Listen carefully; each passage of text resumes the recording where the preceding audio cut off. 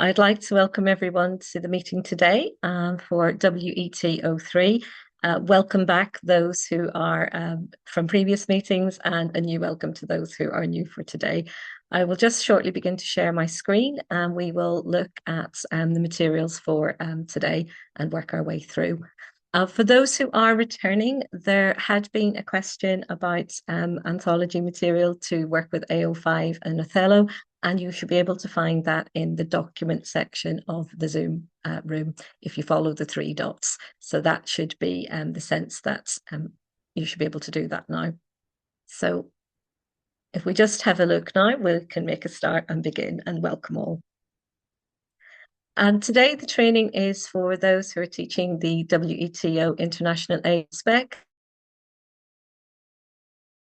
to Unit 3. We'll be looking at some question papers and thinking about how to match questions and responses to the assessment objectives. We'll be considering some feedback and some sample work from previous exam series. There'll be opportunities to share strategies for teaching and think about how we might access those questions to target the particular assessment objectives. And hopefully there'll be an opportunity to network and share best practice. So welcome to Pearson today. Pearson is the world's sort of leading learning company and a UK largest awarding organisation with a long heritage. We have here the figures for the qualifications partner to 6,500 schools with 10 million exam scripts marked and 70 countries worldwide. Our general information on our qualification. So we're building on skills from GCSE and IGCSE, although we know some candidates come from other specifications. The international A level is similar to the UK A level spec. And as we've mentioned, the resource that may prove useful to WET 02 AO5 is available there for those who asked that question in the previous meeting. We'll blend the knowledge and skills in a hopefully coherent way. It's treated as a modular qualification with some, although many do choose to take all units in a linear fashion. Today we will be mainly focused on Unit 3, a 2-hour open book exam on poetry and prose, and that will be our sort of focus for this morning. Just a reminder of how the AOs are weighted across the entire spec, with the AS and A2 indicated in the table. We've got our AS units from previous meetings, and we can see there the objective weighting. And then as we look at the 2-year spec, we can see that for Unit 3, we won't be looking at AO5 today, but we will be examining AOs 1, 2, 3, and 4. So those will be sort of the key points. Thank you, Moses. It just shared some information on how to access those resources that I've made reference to. Looking through, what are we assessing then for our WET03?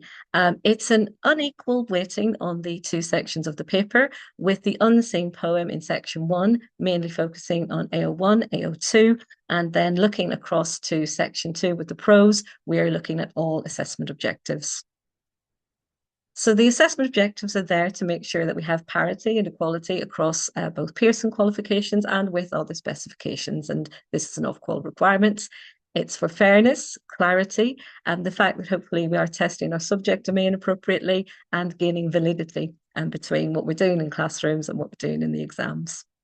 It's a reference point for the setters, examiners, teachers, and most importantly, the candidates. We'll be running assessments through in the winter term now and then May to July.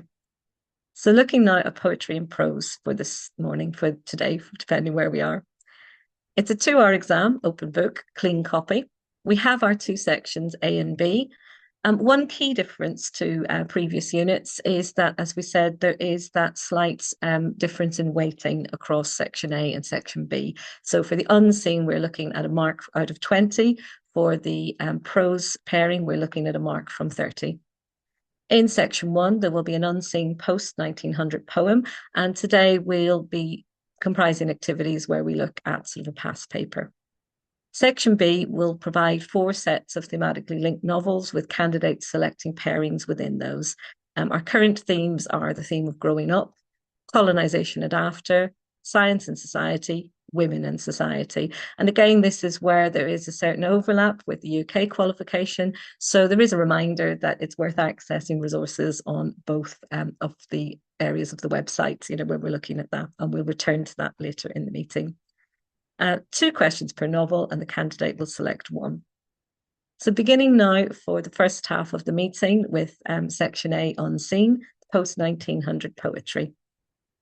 We're looking that candidates have following features covered in preparation for the exam: can apply poetry learning from Unit 1 and also general skills, considering form and structure in the unseen poem to the best of the ability, looking obviously at language choices, thinking about patterns of imagery, any symbols or any use of a motif, looking potentially at the relevance of the rhyme and the rhythm, thinking about theme, thinking about the tone and the mood presented, and also this idea of voice or potentially voices depending on the text.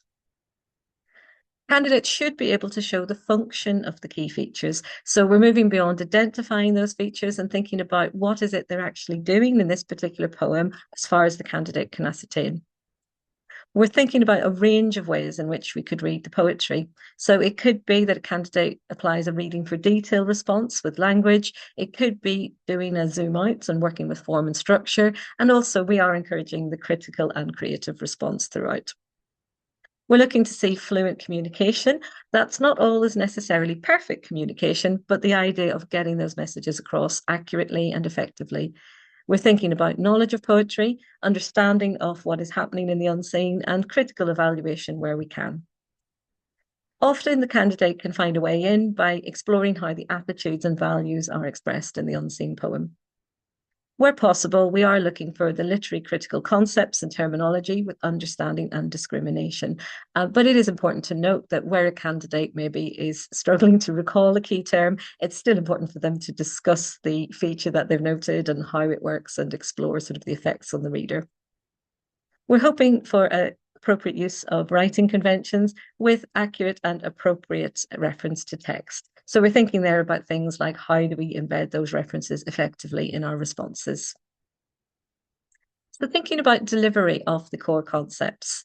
We've talked about this when we looked at WET01 and the sense of whether there's an application of front-loading features of poetry, so identifying some key characteristics or key formal structures and using different poems to demonstrate those, and then asking candidates to apply independently, or the sense of working through individual poems.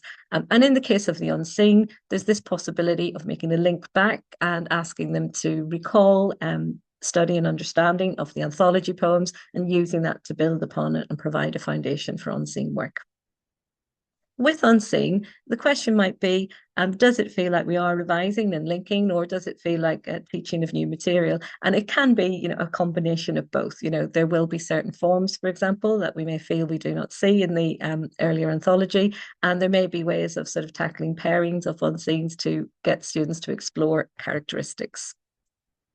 Thinking just about advantages and drawbacks of models that we use. So if we're using sort of a skills first model, are candidates capable of working independently with those? If we're using the individual poem or the working back towards the anthology poems, our candidates may be struggling to apply or link that information. So thinking about the unseen poetry, we're hoping to develop and extend skills with the secure subject knowledge from previous units. Having said that, candidates the world over, I might say, do seem to find this one, if not the most difficult aspect of the examined components. It's that sense of fear about the unknown. Much of this work is about increasing candidate confidence and developing a secure working method, so they'll feel less anxious because they have a method, they have a way into the unseen. So just as a starting point, if we have sort of a favorite tip that we like to sort of share with our students, we're thinking of ways into unseen poems. And in terms of tips that we give those candidates who may be lacking in confidence, if we use the chat box, if you think about that piece of advice, that one sort of comment you might give a student who's struggling or fearful, what are the favorite approaches to the unseen? So what sort of advice do you give? And if we just take a couple of moments, just jot down, those comments that you might make to those students who find this a bit worrisome as sort of a starting point, and pop those into chats, and we'll see those as we move through.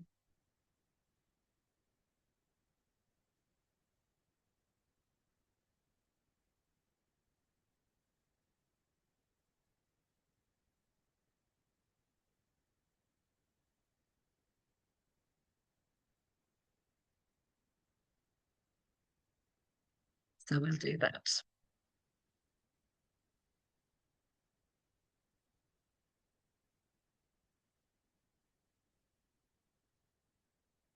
Okay, so looking at the title, looking for patterns and motifs to understand themes.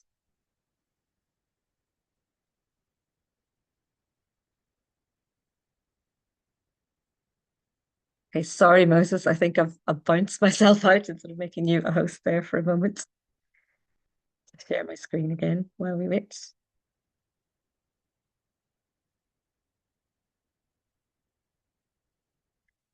So we can sort of share in chats our comments. I've just moved host for Moses to carry out a small technical issue, and I just need to be bounced back in.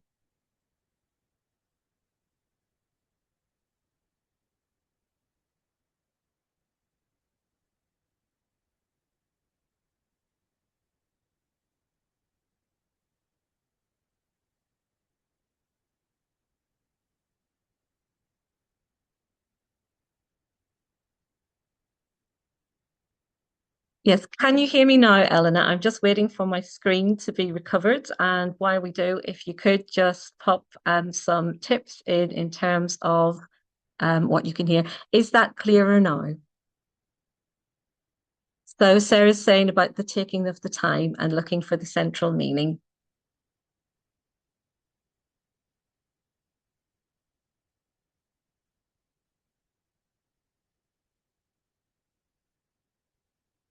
Okay.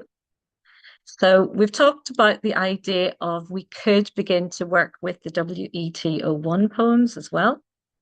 We have the idea that the standard methods that we might use, our established methods. So we could begin annotating our question for the key and command words.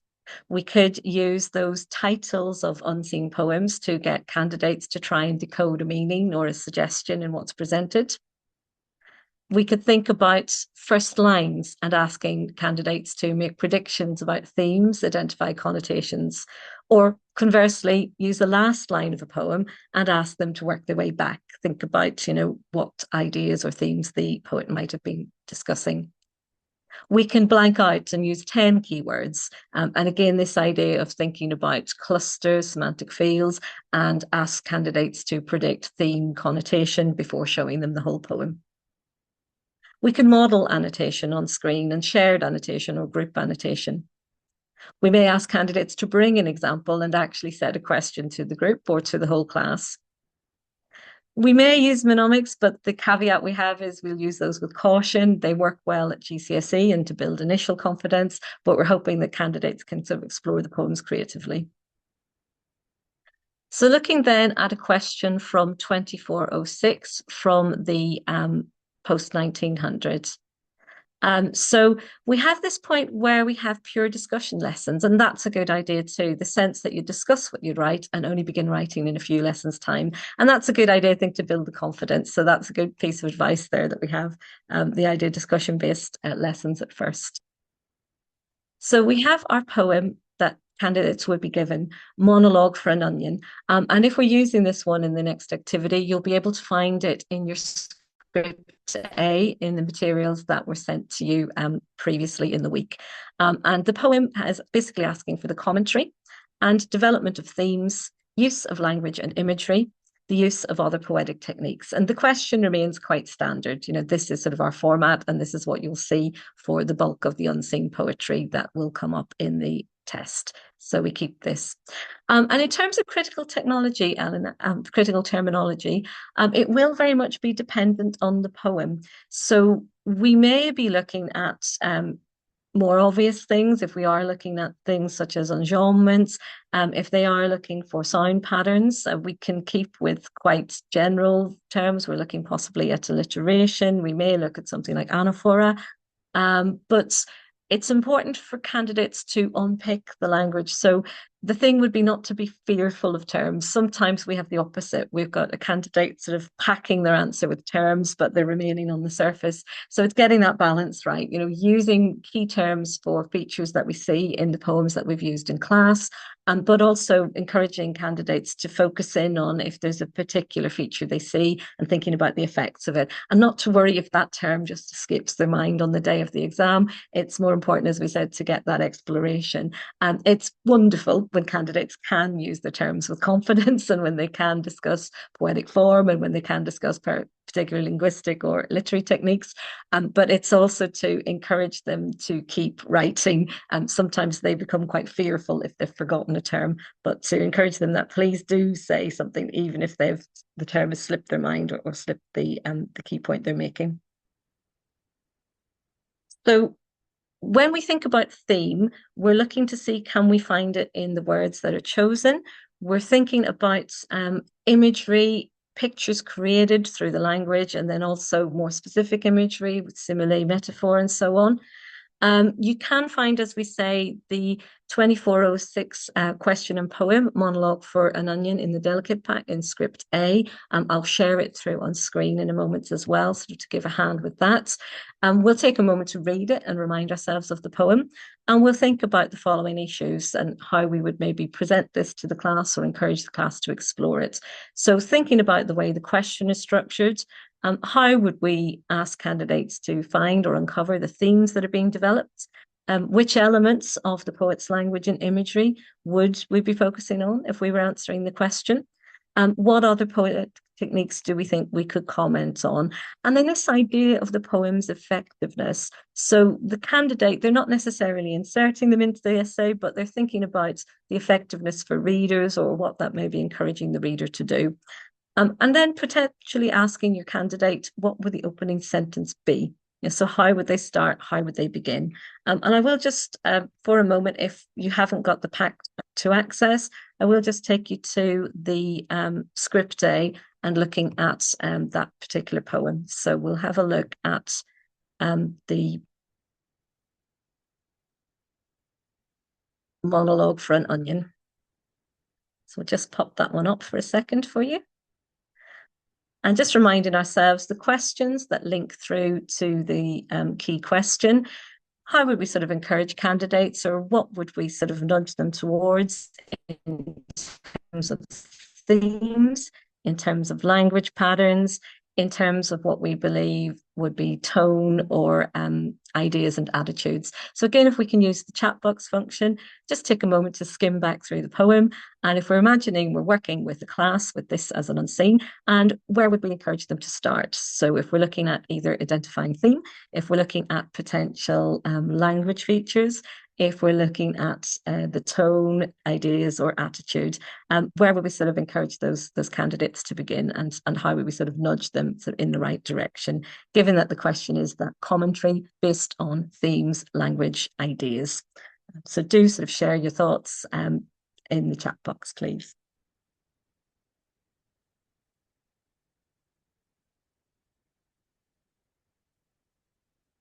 So, for example, you may ask them to begin with the extended monologue and that symbol of the onion with our extended metaphor and the narrative perspective that the monologue gives us.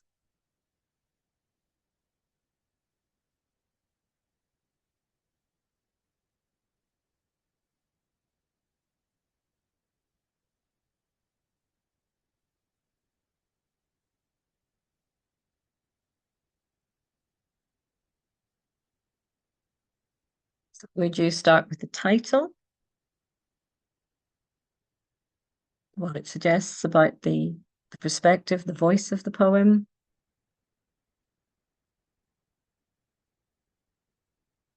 Would we begin with extended metaphor? Would you encourage candidates to zoom in and use the feature on smaller features? Yeah, so we have the idea begin with title, think of the voice and the direct address, which is sort of a key feature of this poem, isn't it?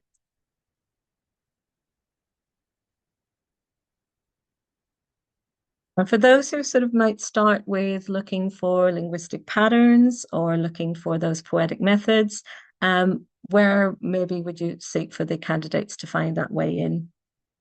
And yes, Victoria, the idea of looking for those tonal shifts, those shifts in tone, it can be a real key for the students getting to those higher levels, getting to that sense of nuance. You know, if they can find the point where they think that something is changing and what the message may actually be.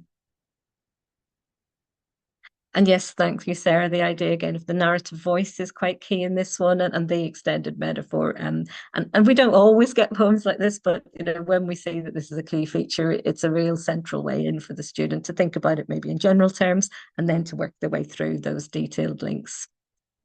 Coming back then, as you say, Elena, the idea that we might look at how the form and structure may complement those overall themes. So yes, we have that sense of how the two are working together. And once again, that's really important for getting the students up to those sort of higher levels in the performance grids, the sense of the form and the structure working with the method, working with the message. And I'll let people sort of continue to comment. I'll pop us back onto our PowerPoint now in a moment. So we'll just come back to our slides, take ourselves back for a moment. Hopefully it hasn't gone back to the start. So thinking about then some of the suggestions we've had and thinking about the general mark scheme. And it says with our indicative content, something you can do with students, you know, using the mark scheme in class. You can go through the activity with them, you can discuss the poem, you can get students to generate ideas, and then it may be worth actually taking out the page from the mark scheme that gives indicative content for the unseen and ask the students themselves, you know, are their responses, as we call it, mark scheme adjacent? So what we mean by that is having had sort of a healthy, hearty discussion with the class, you might ask them to sort of break their own contributions and ask them to think about, you know, if we think about those headlines in the mark scheme in particular, moving up from at the lower levels, we're sort of in the very lowest level. Are we just being descriptive? Moving through to level 2, are we being perhaps a little bit general or straightforward? Moving to level 3, were students discussing clear and relevant examples? Moving to level 4, was there a degree of control in the way they presented ideas, or were they making sort of discrimination in the choices or examples they were using in discussion? Right up to our level 5, was the discussion proving, you know, critical and evaluative? And it's getting the candidates to kind of be their own assessor there, you know, so ask them to sit there with the indicative content, remembering that it is not exhaustive, remembering that a student can come up with an answer that's not there and it's still worthy, is still valid of credit, but it's the sense of what did they pick up, what did they maybe not see that was possibly in the scheme, and how do they feel about that, and can they sort of spot or recognize the difference of, for example, when they're being general and when they're being clear, and then likewise for a candidate trying to reach for level 4 or 5, when are they being relevant but not quite discriminating or controlled? And it's just sort of an activity to encourage them to think critically about their own work, and even maybe before they get as far as writing a response, so that they're not sort of feeling phased or frightened by it. So the idea of the opening sentence, you know, having discussed this, when we don't have time in class to write entire responses, it's the idea of that clincher. You know, can they sort of express a key point about what they feel is happening in the poem in terms of how those things they've looked at work together? You know, so thinking about the extended metaphor, thinking about that very interesting direct address, you know, the sense of what's sort of happening within the interaction, and how then that maybe is serving a purpose for the poets. And if they can get sort of a key, bold headline statement in their opener, it's a strong way of beginning a response. And they will then go through and sort of highlight and analyse how that's achieved. Ask students to look at those opening sentences and feel, you know, are they successful? You know, are they strong in sort of presenting, as we said, you know, at what level? Is it a clear opening? Is it a controlled opening? Is it a critical and evaluative opening? And then likewise, reviewing, giving indicative content, would they have changed their key point or their introductory point? this idea that we have of is the poem effective? And we need to be careful with this with students. We're not sort of simply asking them, do they like it or not at that level, at that sort of lower to mid range, but we're asking them, is it achieving through the methods it's using? Has it drawn attention to sort of the nature of a particular relationship in a striking way? And how, you've mentioned earlier in the chat box that idea of the form and structure, how that's complementing or how that's driving the message across. And that's where we're sort of commenting on the effectiveness. Are these tools, these methods, this crafting working towards getting the message across effectively? And again, we have this idea of planning and the importance of planning, and activities that you might do to encourage candidates planning. And thinking here about a question from an earlier paper from the January 24 with the Barbara King solver. And the question, as we can see, remains quite standard. We're asking to look at and comment upon development of themes, language and imagery, and poetic techniques. And then thinking about how they may plan. And if we looked at indicative content in the mark scheme, you could come up with up to 12 points. But for the sake of a plan of a reasonable essay, if we reduced it to 7, we're thinking about how plans could be used. They can be used as private revision. They can be used as a start point, and then candidates can swap plans with each other and think about ways of improving or adding to each other's plans. They can take the plan or present a new plan, adding quotations from sort of a selected poem, and the sense of then actually reconstructing the plan, putting certain points on flashcards or certain references on flashcards and using them as revision and preparation. And then another aspect could be to work backwards from a plan and actually adapt or present a new question with the same poem that would give them further practice. So thinking about key themes, if we were looking at King Solver, this is how they come to us. So they may begin with themes first and think we've got themes of memory, loss, and love. They may look at particular patterns of diction. So they may look at anything quite striking and how these ideas would fit together. So the example given in the indicative content was talking about missing tip the end. They might focus on the image or the symbolism. So the mound melting clear. They might think about poetic techniques and again how these fit with the presentation of the theme. So if it's the idea of the loss or the idea of the image of the love and the memory, the sibilance in asleep in a chair, arms crossed, and how that might contribute to some of those themes. They might think about key points to do with form and structure. So is there a rhythm presented? When we're sort of talking about the versification, the idea of the choices that are made and how that may deliver the message. When we're looking at enjambment, likewise, we're thinking about, is it providing a particular point at that point in time? So where it's identified what's happening when that line is moving onwards. Is it the sense of the idea flowing through, or is it the idea that something cannot be stopped? And the opposite, conversely, with caesura, what's the effect of the pause? The creation of the voice for the theme. So the first person, the repetition, does it sort of reiterate the theme? And then our overall effectiveness. So with the monologue for an onion, which we've sort of looked at and thought about, we've identified some broad features. Thinking about then how you would work with that then with students before we get on to a full essay, you may ask them to broaden this skeleton plan and add some information to it or add some references to it. And that sort of is one way that we can start, one way we can work.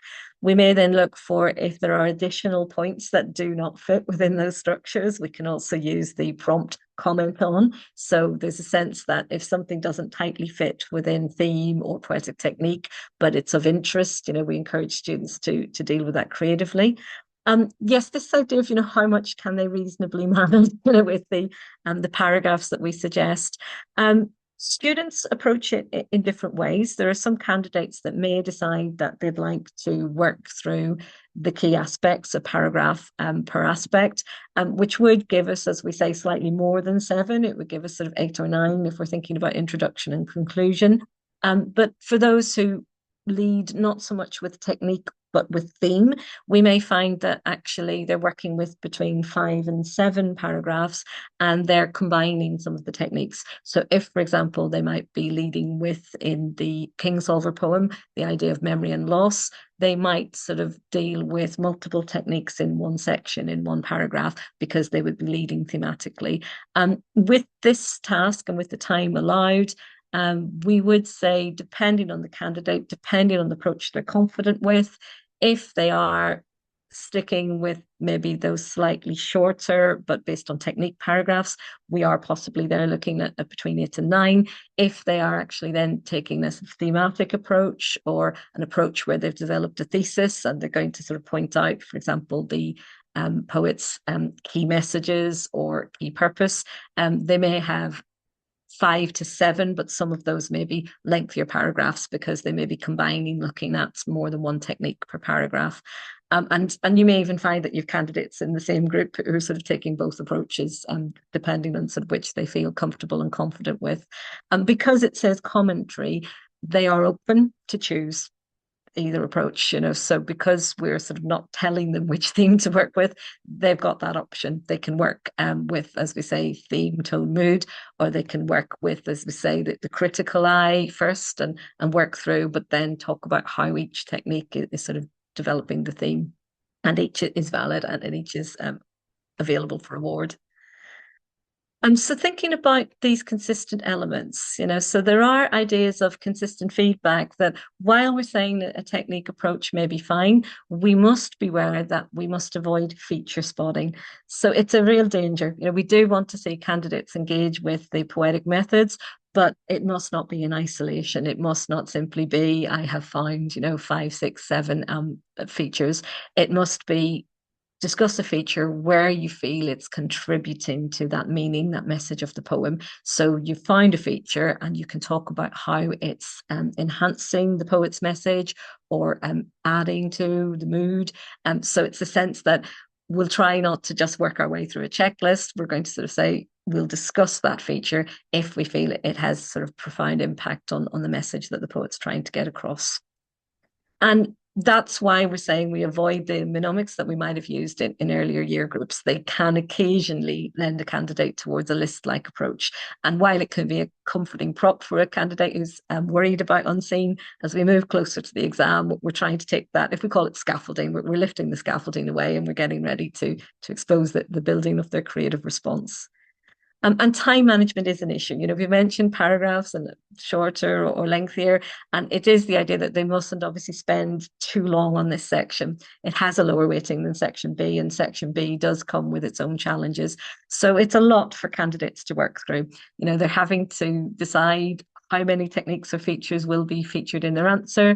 They're working on length, but they must not get carried away. They must still be aware that section B does still carry the higher weighting of marks. And this idea of our language choice, if we can encourage candidates not to be limited to language choice comments, we find that those students who sort of restrict themselves into the lower end of the mark range, they've remained with language, or sometimes they're almost so focused on the word level that we haven't moved out to look at that bigger picture. We haven't moved out to look at what we may think the poet is doing. And with unseen, it's a particular danger, because the students maybe are lacking in confidence, or they're afraid to sort of state what they think the poet means, and they're focusing on what they feel they're safe with. We've identified a piece of alliteration, or we've identified a certain piece of diction. But it's trying to encourage them to get a balance. By all means, we can look at certain diction and we can discuss the effects, but moving beyond that and moving towards sort of thinking about poet's overall message and purpose. With the parts, if they follow the timings in the paper, so the paper will say to them, we advise these minutes for this and this many minutes for this, and we just try and stay with that where possible. So work with the exam paper and work with the weighting suggested, and it will be on their actual sheet. So it will tell them, so many minutes, move on. And it's difficult because we know candidates panic, but because we're working with 20 and 25, then 30, there is a difference. So they do need to spend a little bit longer on part 2 of section B. So it does specify use of terminology. But as I mentioned earlier, sometimes we can have well-intentioned but not helpful lists. So we mustn't get bogged down with terminology. Terminology is part of AO1, but we don't want that sort of long list of terms with sort of very little exploration. So it's encouraging the candidates that it would be wonderful if we're using terms accurately, but where a term has been forgotten or slips the mind, do still comment on the feature and do still speak about what you think the writer is doing with their craft, because it's that idea. Sometimes a candidate's trying to show us their terms and then maybe they're not actually showing sort of a full understanding. So it's getting that balance right. So where it's used, we make sure it's relevant. Um, we know it's a timing thing, but we find particularly with this section, sometimes candidates will struggle to end the answer well. And it could simply be a case of, I must move on to section B. But it can also be if they've maybe not made that plan, so they've not sort of worked out where they're going to, and it's sort of maybe a slightly abrupt ending. But what we can work on is the idea of, particularly if we're doing discursive lessons and we're not aiming to write an essay in class, is work particularly on the conclusion moment. So thinking about if they've discussed a poem or if they've done some group work, get candidates to work on the so-called killer close in isolation. So work on the strength of what a good closing concluding argument can do. And that just is sort of a confidence builder, really. So we kind of take them away from working on the entire essay, but thinking about how can a killer close really sort of support your argument. And then obviously we work that back into whole essays. And it can, for some candidates, mean going back to the terms of the question. And while, it's not recommended to parrot or use the question terms verbatim, it can be a structural point. But as long as someone gives it a reasoned or organized response, maybe ending with their final view on the meaning, it's really good to see candidates engaging with these poems and giving their opinions on what they've studied. And then, as we said, when we say commenting on is the poem effective, we don't mean, so it bored me, but we don't see that very often, thankfully. But it's that idea that judging effectiveness through craft, rather than sort of a review of the. So thinking about then this as a potential ending. So this was for Mockery for an Onion, and it mentions the themes that they feel have been addressed. It mentions possibly what they feel the poet is up to. And then it has a form of a concluding thought, a concluding point from the candidate. And thinking about this as an ending to a longer essay, just very quickly in chat box, if we want to just jot our thoughts, do we feel that, there's some effective elements here? If so, why? Or if not, why not? Or to word it differently, if there was something you'd ask them to do to develop. And remembering that conclusions don't need to be lengthy, but they're sort of showing candidate engagement and they're showing just this idea of them bringing their thoughts together. So just in chat, if we can think about effective aspects of this, if so, why? And either less effective aspects, that why not, or what you might advise them to add or refine to sharpen the ending.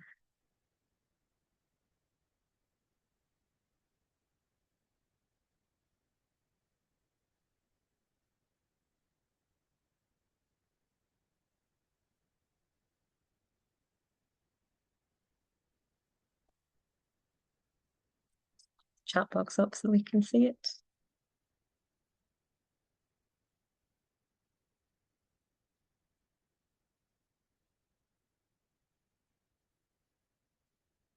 Yeah, 50, 70, not too bad. Yes, I think that idea that we don't want them carried away on the unseen. 50, 70, you may even be arguing closer to 45, 75, depending, on your student, depending on your candidate. If they're sharp with their prose, 70 may be enough. You may want to even weight it slightly further. You may want to go 45, 75 for certain candidates.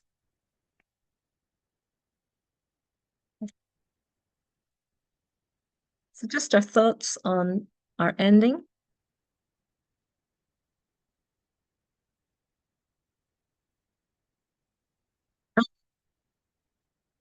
The idea of the online exams, the length of response unequal according to the method, that's a very good point raised, actually. And if you'd like me to bring that one back, I can do. The idea, as you say, if we're moving forwards onto these.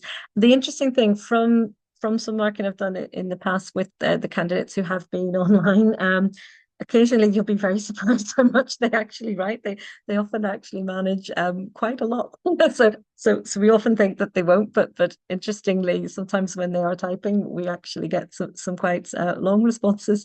But the sense of working through with the method, I think that's actually something that we will look at, and I will ask Emma and sort of speak, because seeing as we are sort of moving through, whether that would be borne in mind. So I will do that. So definitely. So just coming back, as we said, on this particular activity, we have certainly some positive movements here. The candidate has mentioned the themes and recapped on the themes. The candidate has tried to sort of raise an issue about what they feel the poet is up to, the sense of your actions and what they may do to others. It perhaps, that discusses reasonings, perhaps that could have been sharpened. Perhaps there could have been a nice reference back to some of the key techniques. Oh, yes, sorry, you're saying that the other way, that sometimes if by hand they're writing less.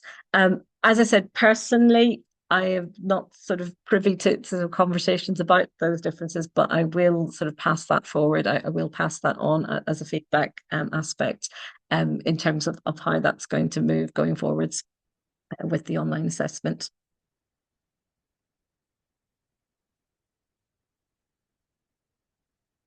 Okay, so what we will do to finish on the section A part of the meeting, we're going to have a look at the candidate response. It's in the script A. So in terms of the materials that you were sent, if you have a look at script A and the mark grid also, it's from the 2406, the complete answer. So it's a full level. And we've got thinking about reading it and the level that you would place the text in. And possibly, if you're feeling confident, you might even sort of suggest a mark. So if we can just give everyone sort of some time now, if you can read script A, it's the section A answer, so it's the poetry answer. And if you look through the response to Monologue for an Onion and note where you think it may have received a level, or if you actually feel that you would sort of place it at a certain position in the lower or obscure or higher end of the level. And then if people can pop their responses into the chat box. And once we sort of complete and have a feedback on this activity, we will be giving everyone sort of a short corporate break, because I know you've been listening and working through for quite a while now. So if we can just open script A, it's the Monologue for an Onion. And we're asking just if you could read through, and then in chat box, if you can suggest the level. We don't need sort of a full detailed comment, but you might just want to put, a brief comment on what guided you to that level, or maybe even a mark. So if everyone can just sort of turn their attention to the script A, and we will just have some feedback in that on a moment. So figuring out the level that we would place the response in section A, script A. And I'll give everyone just a few moments to read that. I'll just pop myself out of the way for a second.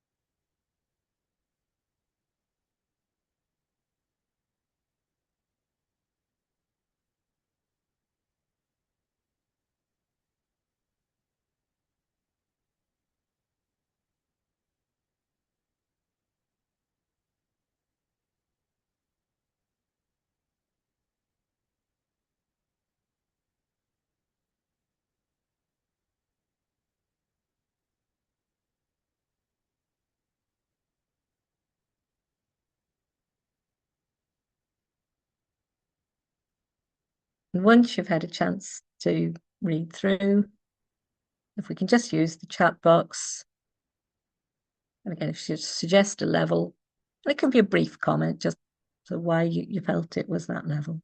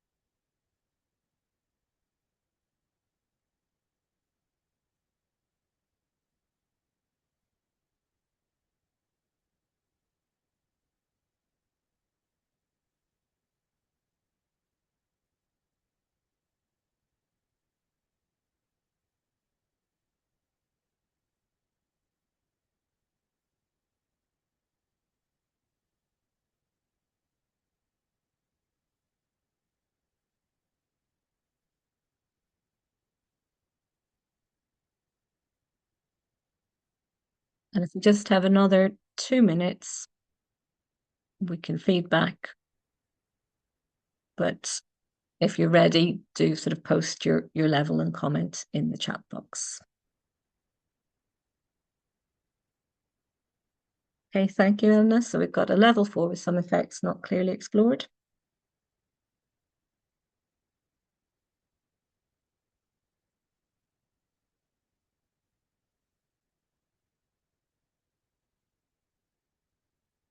Oh, sorry, I said Elena, it could be Elena, so I do apologize if I've been mispronouncing.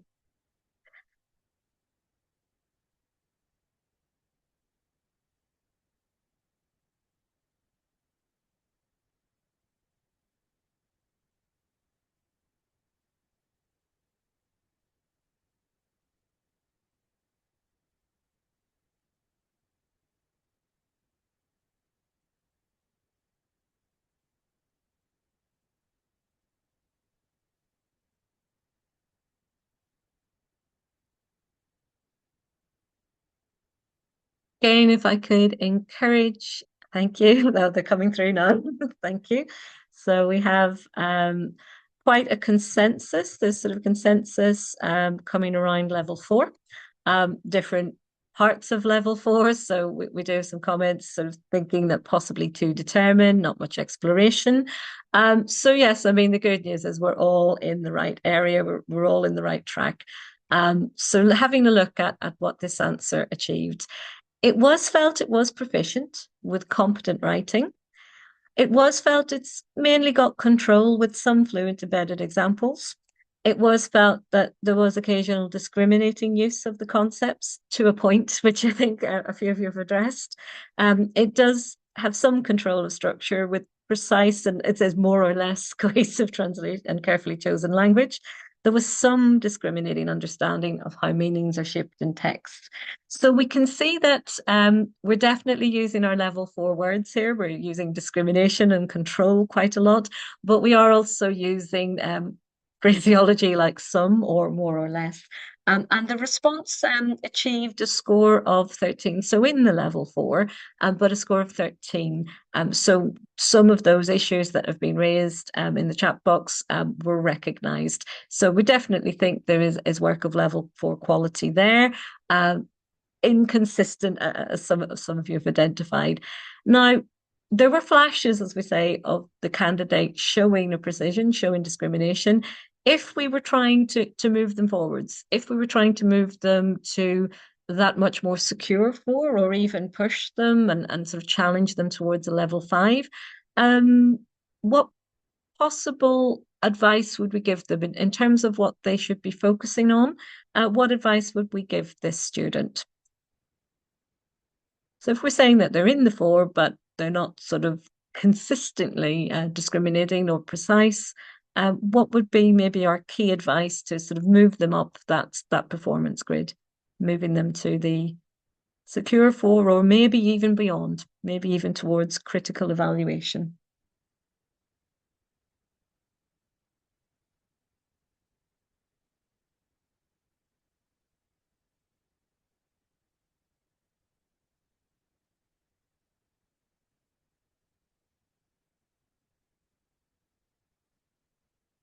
I mean, looking, as we said, at some of our comments so far, maybe some of the arguments, Victoria, you mentioned possibly if we don't see that misogynistic approach, it's maybe not fully convincing in places.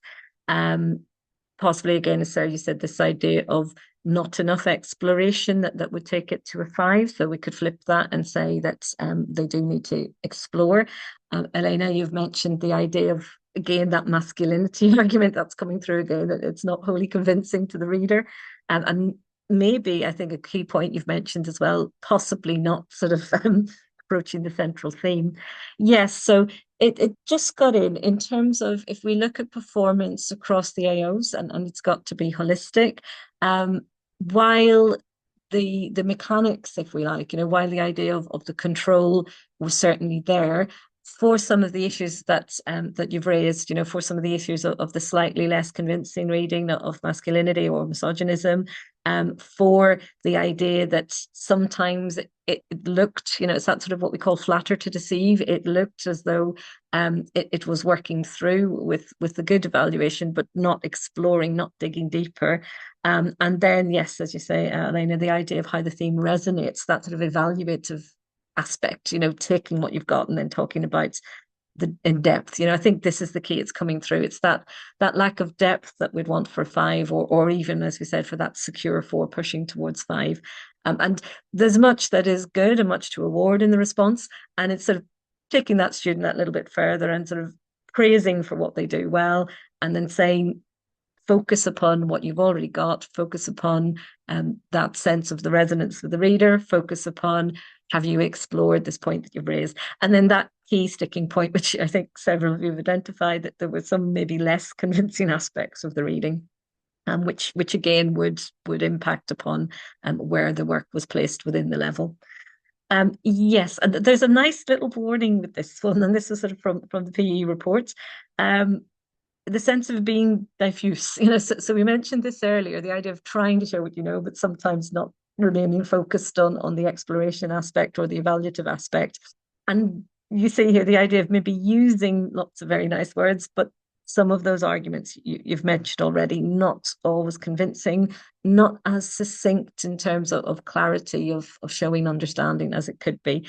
And for those reasons, you certainly wouldn't move it lower than the 4, but it's how it ended up where it ended up. You've focused for quite a time now, and I do really appreciate that everyone's sort of stayed on task when we've been doing a lot of talking. And so there is a well-being break due. And so what I would suggest is we are now at 5 to the hour. We will come back to give everyone a chance to have that comfort break or to grab a quick drink. If we say that we're ready to go again at 5 past. So certainly I'll be in the room if anyone needs to sort of put something in the chat box. But if we sort of start again with section B at 5 past, and we'll sort of see how we go. Just gives you a chance to step away for a few minutes and give yourself that comfort break. We will need script B in the second part towards the end of the session. So in terms of script B and the appropriate mark scheme, that's what we'll need later in part B. And I will say goodbye to everyone temporarily, and I will see you all again in a few moments' time, hopefully.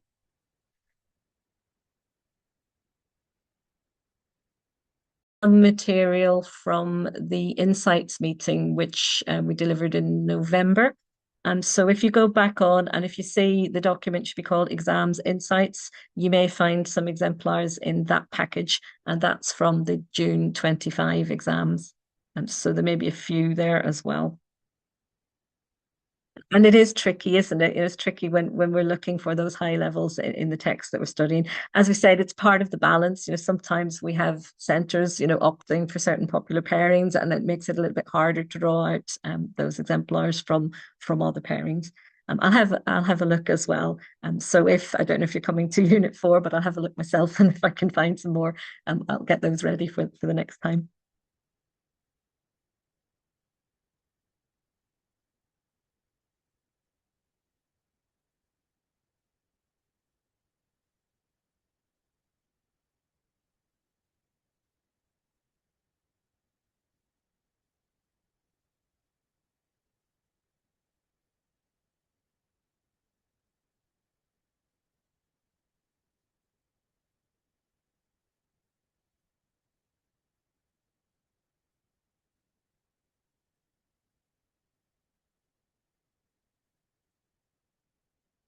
Yes, Elena, the prose with the idea of the quotes, it's quite interesting with prose in terms of what we term a quote, if that makes sense. Sometimes we are looking at a direct quotation. Sometimes we would reference or credit what we call direct reference if there's a very specific reference made to an element in the text or a moment in the text. Um, Context as well is quite an interesting one too, in terms of how it's applied. So the sense of, again, using it in a meaningful way, and if it becomes part of the student's argument. So the sense of it not being sort of a standalone paragraph, but if it's kind of embedded within and worked through the essay. So it can sometimes look almost quite light to touch, but if the candidate is using it in sort of a meaningful way for the question set, then there would be credit awarded for that. So not so much as how many pieces or how many techniques, but the idea of looking at those connections and can we connect those texts, and are the similarities of technical aspects or are the similarities of thematic concern? And then in terms of context, it's potentially then looking at contrasts very often with the choices.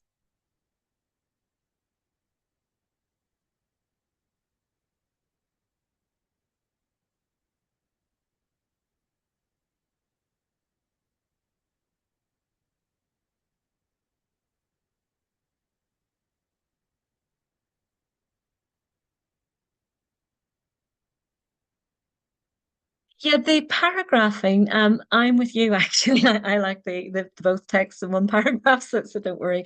Yes, both are absolutely acceptable. Um, in fact, you will find, Elena, that the students, the candidates who really have that grasp of critical evaluation, they are doing that sort of cogent working with the two texts and working with them with confidence. So so that's to be applauded. So don't worry about that at all.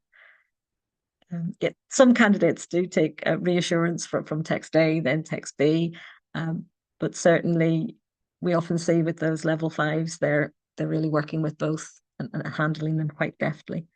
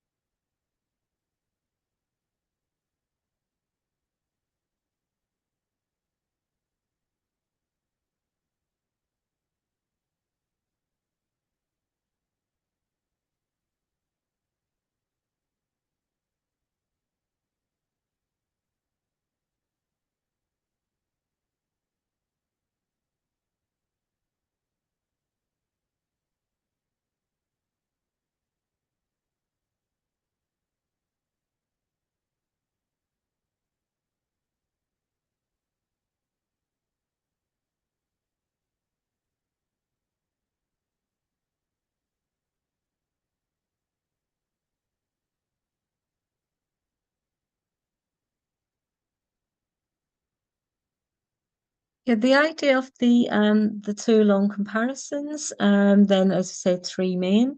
Um, yeah, I think if we could try to look for possibly three main, and it might just kind of, as we say, sort of help them focus. And depending again on the question, we could maybe think if there's a thematic element, we could maybe look at it sort of broadly across the big picture of the text, and then possibly then through how it's presented with those various techniques.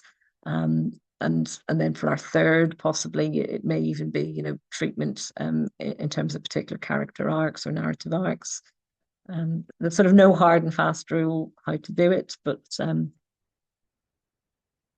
possibly the idea of, we say at one hand not to sort of focus on those sort of five part structures, but the idea maybe if we can get you say maybe possibly that third point of connection. Um,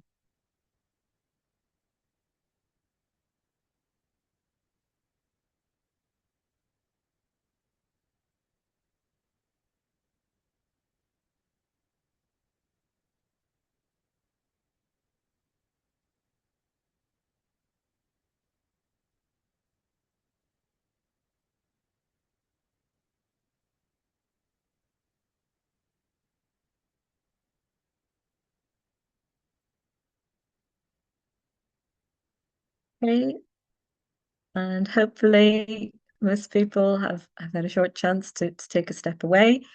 We know staring at those screens isn't too good for us, so we'll make a start in a moment with the section B prose. So we'll work our way through when we're ready. And again, Elena, with the evaluative language, we can be thinking about in terms of those narrative techniques particular to prose. So if we're looking at certain aspects of the text and the idea of does the narrative perspective contribute to it at that point, it can be in certain areas that there are sort of more fine-tuned techniques, pathetic fallacy, for example. It can be that we're tracking the arc of a theme through, and we may be looking at, if it's Handmaid's Tale, we might be thinking about analepsis, the idea of the importance of memory. So dependent on the texts, we're trying to get that balance, hopefully, between the whole text, those larger structures that novels have, and then also we will be exemplifying it, and it's getting that fine balance between the two, between the macro and the micro. And we'll hopefully sort of be looking at that. So if everyone's had a chance, we'll sort of crack on through. So we're looking at section B. We're thinking here that this section, we've already said we need to maybe spend a little more time with it. It is covering 4 of the 5 AOs. So in this section, we are obviously trying to articulate our informed responses. We're looking at the meaning, the shaping and the crafting of the prose texts.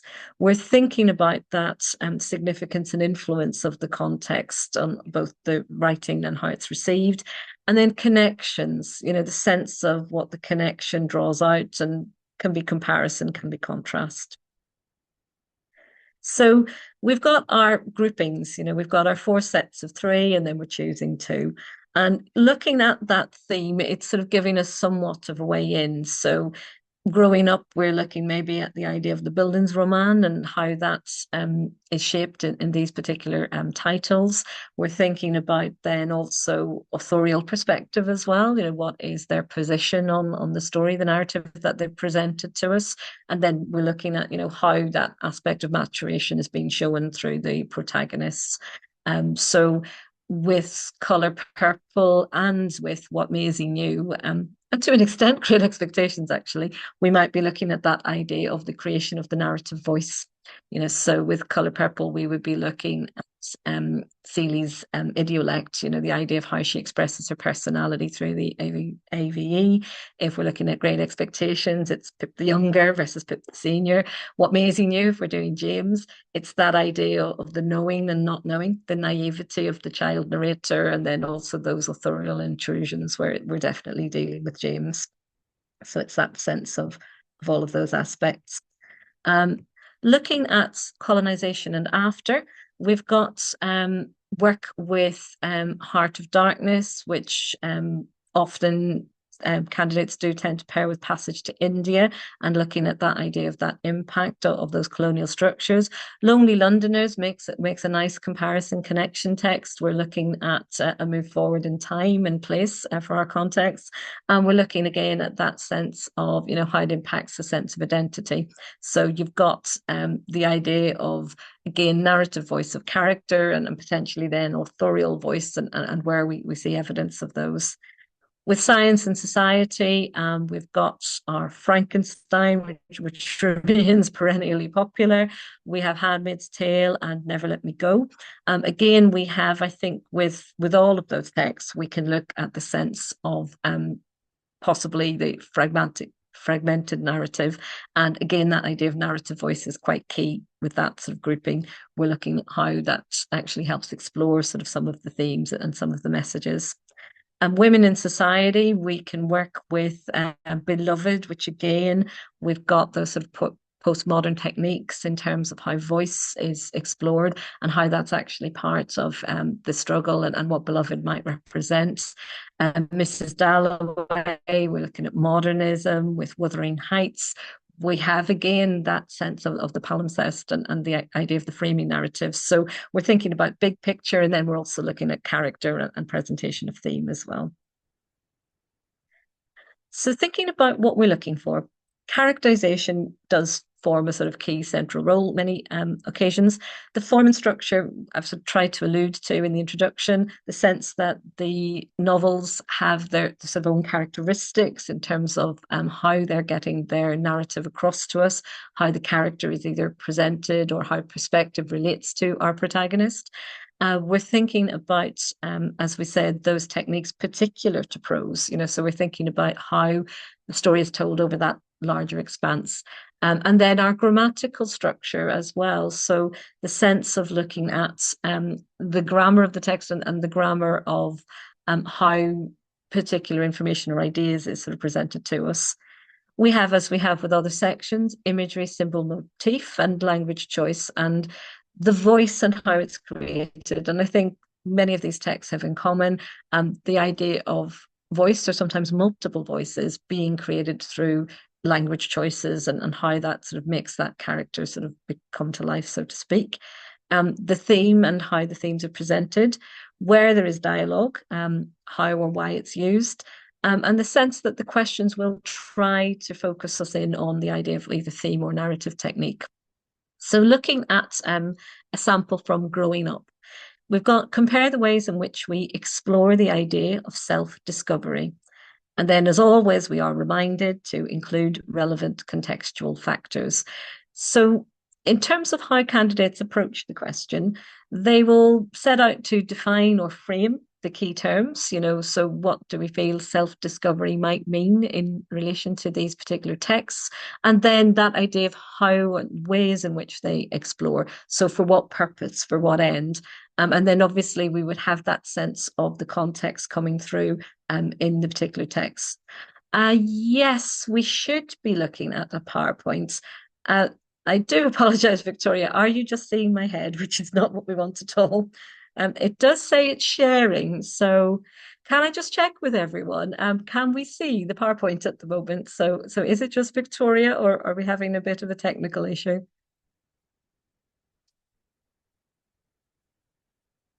Still showing the poem. Okay, what I'm going to do, I'm going to stop and start the share again. Oh, I have to love Zoom, but we shall sort it very soon. We'll go to a stop share and a start share again. Okay, so apologies for that. Let's get ourselves on to our slideshow. Okay, so just to recap and go back through, we have just the idea of our key features from each question. So some of the features that we might cover when we're looking at our novel. And the previous conversation I had was just the groupings of the text. So we just went through the groupings and the themes. And so we're talking about looking at some or all of these features when we're exploring our particular pairings. We're thinking about how the question will try to direct candidates towards either the theme or an element of narrative technique. Now we will sort of look at the pairing of the growing up tasks. So we have the sense of our first question here, candidates would try to define for us the idea of self-discovery. So the idea of what does that mean in the particular text that they're looking at for growing up? So that would be Great Expectations, Colour Purple, or What Amazing You.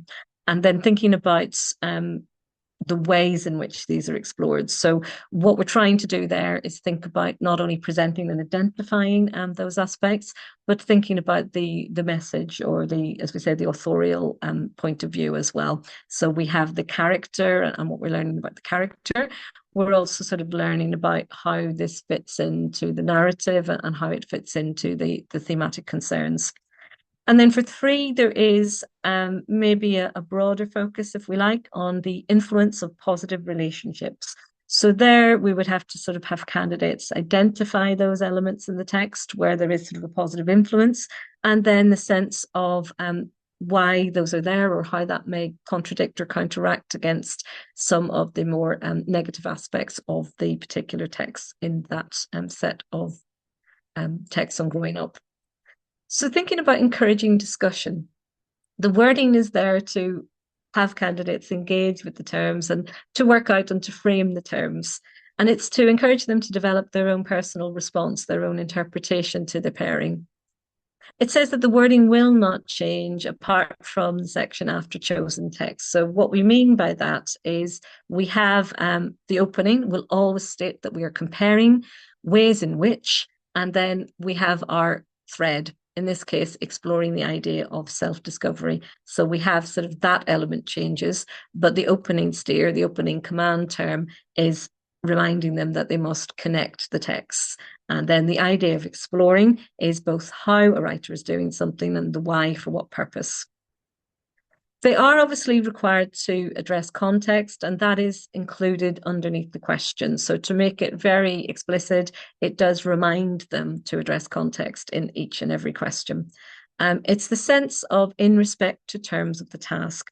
And that's an important message to get across to students.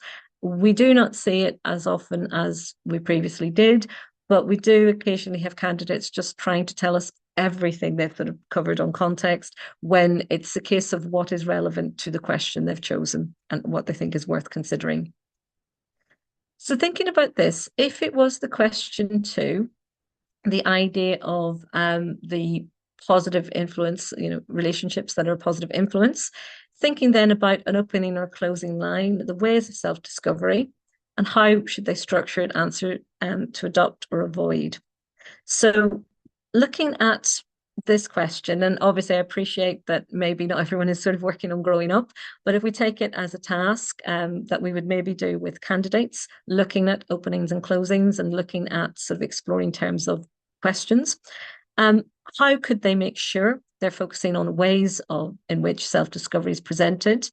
How would we advise them to structure answers? And we've already had a few comments in the chat box about how centres are sort of working with students there in terms of approaches to structure. Do we say that we make a plan? And if so, what format is the best for the plan? Are students using bullet point plans? Are they using visual reckoners? Are they working on pairs and connecting points, so making connection points and then developing references from there? But if we thought about in a Bildungsroman and in a story, the sense of how they might look at ways in which the self-discovery is presented, where would we be guiding candidates in a narrative? Would we be asking them to look at particular moments in the narrative? Would we be asking them to maybe identify a critical turning point for a character and look at how techniques are being used to identify that turning point? So what might be a way in for a student? And appreciating that not everyone is doing the growing up theme, but if we think about, if a candidate's being asked to look at self-discovery in a text and focus on ways in which it's presented, how would we encourage them to think about the ways, the writer's craft? So where should they be starting, or how should they approach the question? And again, any comments in the text box?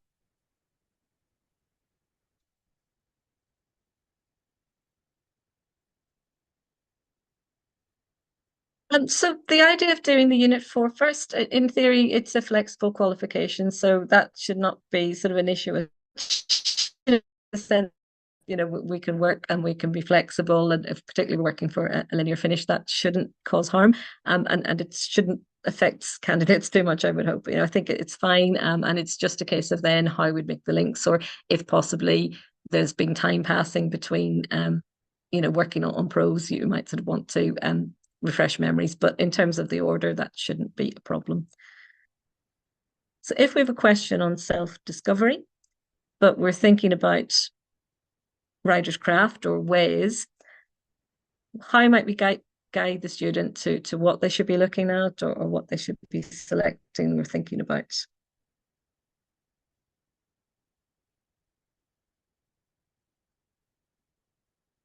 So for those studying this group, with it being bildungsroman, for example, you might suggest they focus on, a point early in the character, the protagonist sort of learning experience, maybe where they've had sort of an epiphany of some sort. We might, as we said, focus on, a high point of dramatic conflict, or a point where they have had, a difficult challenge. We might then obviously then also look at where the character ends up. Yes, it's the narrative voice is key, in terms of how they're expressing their own self-discovery. And yes, those key moments in development. So it's that idea about, getting them to zone in, rather than maybe taking us on a chronological tour of the entire text, because, there's not the time or the scope for that. It could be the sense of recollection of memory, so as you said, the point of the character maybe looking back. And yes, the anagnorisis, it's those points of recognition, and those would be key. And it's something that can be developed at the revision stage. It's thinking about getting students to look at different questions and think about different ways into the text.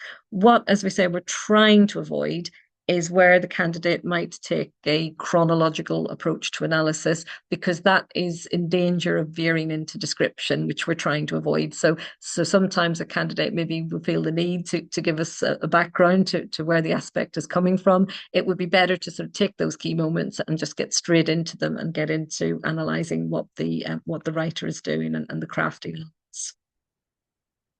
So there is no method better than others, so this is the point. There's no sort of true method, or method that is sort of advised, recommended as such. But as we mentioned, the re-narration is to be avoided. So the idea of taking us through step by step, where we do end up with quite a bit of description, we're trying to avoid that. While there are approaches that candidates may have used at GCSE, we're not actively discouraging, but we find they then go too far the other way. So where a candidate is maybe trying to use a sort of petal approach, there's a danger that they take isolated micro moments, so not necessarily an anagorasis, but they take sort of a moment they remember about a particular method, and they don't really link it to sort of their question or their argument. We keep saying about this opening and closing line activity, the idea that the student not necessarily coming up with an entirely sharp thesis, but there should be a sense of a line of argument. There should be a sense of how they're interpreting that question in relation to their text, and the sense that they've got an understanding of it at the start, and they're going to take us on a journey where they're going to show us how they believe it's demonstrated, and then again a closing line to show that they believe they've sort of proven their point, or they've proven their viewpoint and their interpretation of it. Some candidates will just start with the term. It's not the sharpest way to begin, but it does certainly at least show us that they have looked at the question. But if we can actually come up with a viewpoint on the key term of the question early on, it does show that the candidate is on the right track. So if we had, for example, questions on appearance and reality, it is a good idea to sort of refer back to terms of the task, but we can think about using synonyms. We can think about actually evaluating those terms. Things that candidates could adopt or avoid. We did say, and I've said it again, it's trying to avoid with these larger prose texts, dealing with things in a chronological order. So where a candidate almost sort of takes us through the entire novel, and does it with both texts, they do end up maybe coming across as possibly less discriminating, and not being able to sort of achieve that sophisticated marker that marks critical evaluation. So the sense of actually picking key moments or picking key aspects while still commenting on the overall shape. We can comment on narrative arc, we can comment on choices in terms of narrative perspective without having to sort of go through each step in sort of that chronological order. And likewise, the opposite. This idea of the word level analysis or recalling where maybe they've done work or particular close work on an extract, it won't be sufficient. The candidates who are maybe picking out those single words and trying to sort of work with them and maybe overworking them, it won't be sort of sufficient to get to those higher levels in terms of talking about prose techniques. So it's getting that balance right. It's making sure that we are not just describing the whole text. And then likewise, it's making sure that there's not just this kind of word level work with one or two isolated points. If a particular moment or scene has been selected, we might be thinking about it in terms of how it's significant in terms of the narrative arc. And then we might look at aspects within it, but getting a balance so that it's not just sort of isolated word level work. And at the same time, it's not sort of giving us an overarching summary of the whole novel. And yes, planning can be useful. Bullet points, mind maps, we've seen both. And the sense of what they can do. We are aware that it is a tall order and a stiff task in the time available. So looking at some questions from colonization and after, we've got here a question on compare the ways and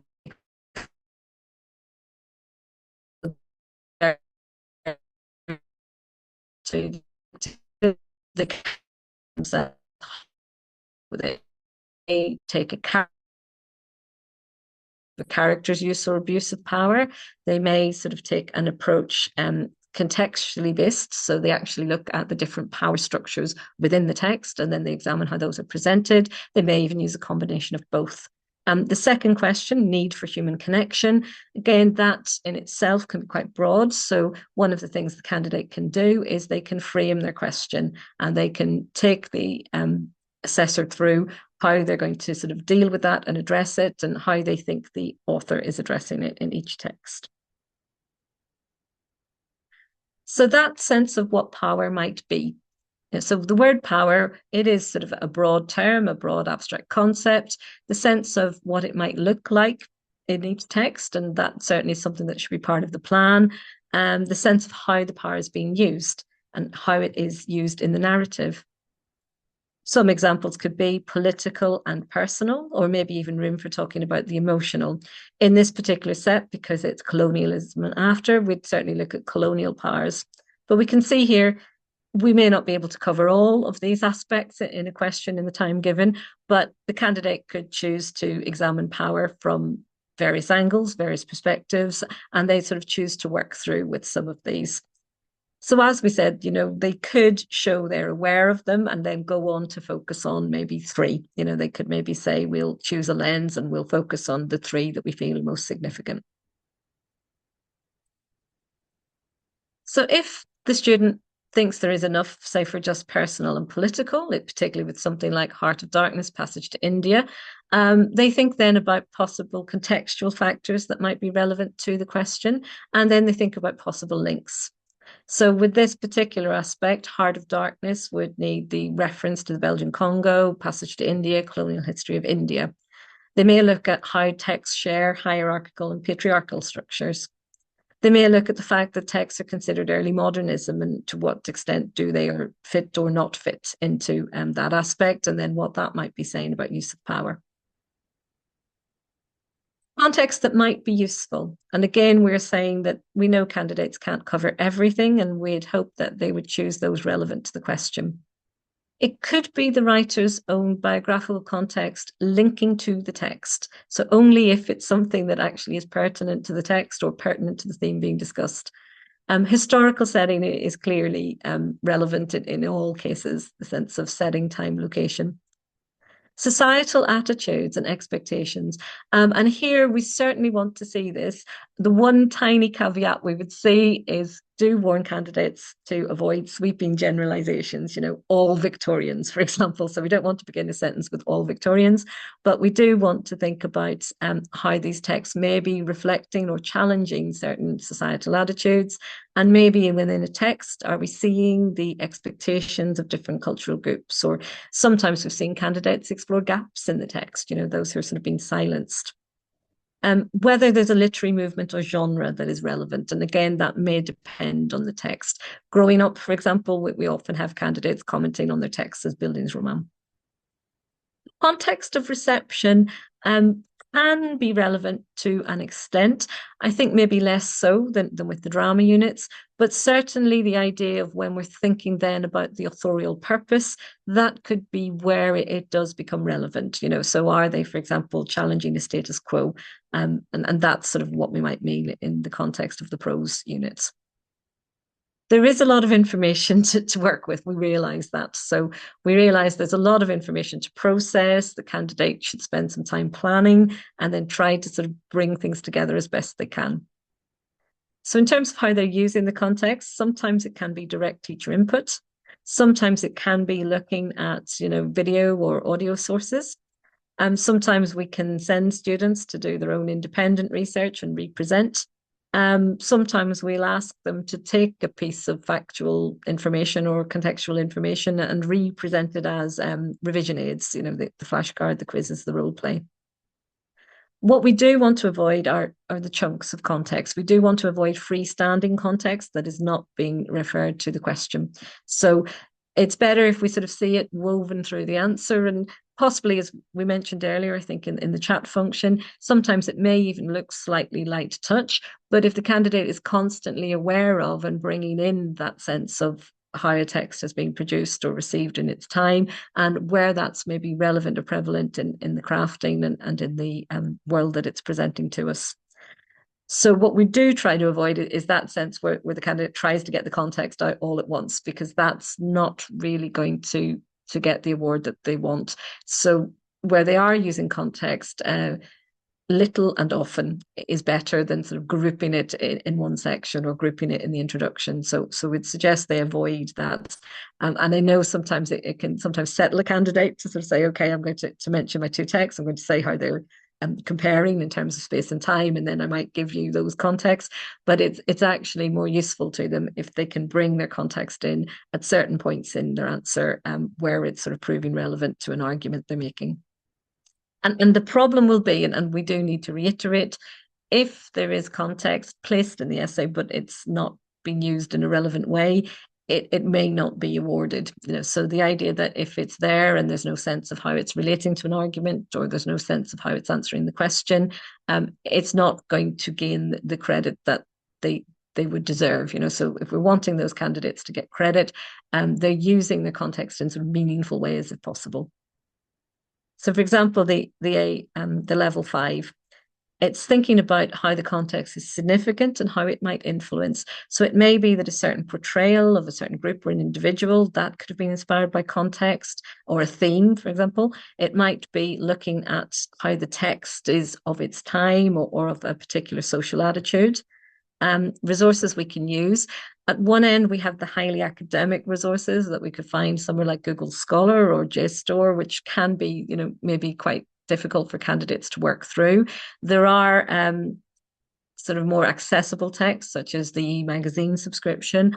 I know when we spoke with delegates for Unit 2, a number of delegates mentioned that they kind of made their own in-class anthologies. So to get candidates started, they use sort of shorter extracts from maybe contextual information or critical information, and use that as sort of a starting point for their candidates.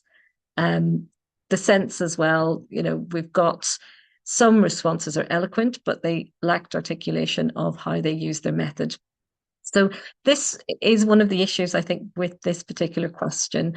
Candidates do engage in a thoughtful way with their prose texts, but they sometimes struggle to get those sort of big ideas, if we like, and link them through to the methods that the author has used.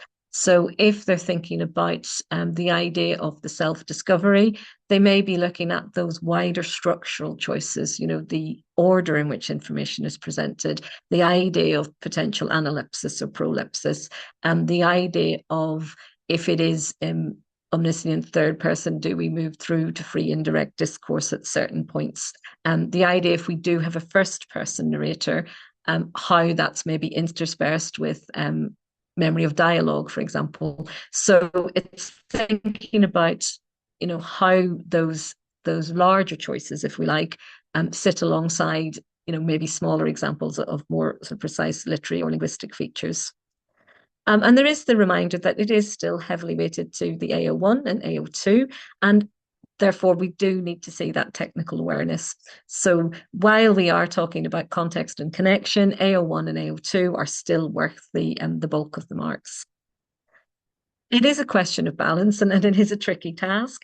It's a sense of how we measure sophistication and what is sufficient. I think that was a question we had earlier. What is sufficient relevant contextual coverage? So thinking about the power, and an example given here, if someone was studying Conrad and Heart of Darkness, they might think about symbols that carry across. So they might suggest that there is sort of an aspect of symbolism, the knitters of the black wool and how those are allusions to sort of the thread and the thread of storytelling. Kurtz himself, as this character and how he's presented. And while there is a sense of impressionism there, the sense of we have the concrete power of the colonial powers, and then we have this more hazy use of power that sort of lives in the shadows, and then extending it through a comparison to Foster, if that was the pairing, you might consider then how the Marabar caves are also destabilizing, and the sense of ambiguity and how the ambiguity is created. So there the link is being made through genre, the sense of modernism and impressionism. Thinking through as well, you then would get sort of a point for AO4 because you've connected, and in fact you've connected in a sophisticated way. You've connected through your AO3, so the AO4 through AO3, we're hitting 2 targets there. Thinking about higher level as well, it's the sense of the writer at work. And knowing that the setting, plot, and character are authorial constructs. The key thing that often limits a candidate to level 2 is when they become sort of embedded in an argument where the character is almost being discussed as a real person rather than a construct. It's an awareness that this voice, if it's first person, has been structured and manufactured by our author for a particular purpose, and where it's being done for significant reasons. We mentioned earlier that idea of the anagorsis, the sense of at a certain point in the text, what is the author doing to present that voice or present that mood or attitude? It may be that we get to this through narrative theory. So some candidates do choose to make reference to narrative theory when they are talking about what the writer is doing. So for example, they may talk about a narrative archetype, and that sort of is a technical aspect. They may look at binary oppositions. They may look, as we said, at that embedding of dialogue in the first person narrative. And then the question we get, do we write 50% on each book? No, we're not counting lines, but the sense is that we do try and balance to an extent. We're not saying exactly 50-50, but we do need a sense of equal coverage. Occasionally candidates, we can say they're a lot more confident with one text than another. And certainly we want to avoid, writing on a single text. A genuinely comparative approach. So the sense of, we're not saying word for word 50-50. It's the sense of, how things may be sophisticated. Looking through then, we will be looking at script B. It's going to be a complete answer to Never Let Me Go and The Handmaid's Tale and Frankenstein. Sorry, I think it's actually Handmaid's Tale. Yeah, Never Let Me Go. And we've got questions. Compare the way the writers make use of setting. So we've got a setting question, and in the making use of the setting, so not just describing the setting, but how it's used, and then the relevant contextual factors. And as before, we'll say that we'll read, we'll aim to place the script in an appropriate level. and we'll think about why we may have chosen that level. And with it being a slightly longer question, what I may do, and I hope this time that I don't sort of leave you stuck on the question, but I think here it may be worthwhile. We'll sort of read it through together and then give everyone a few moments just to try and look at it again themselves and sort of work out for themselves the level that they would like to place it in. So we'll just get script B and we'll have a look at this response. Bear with me.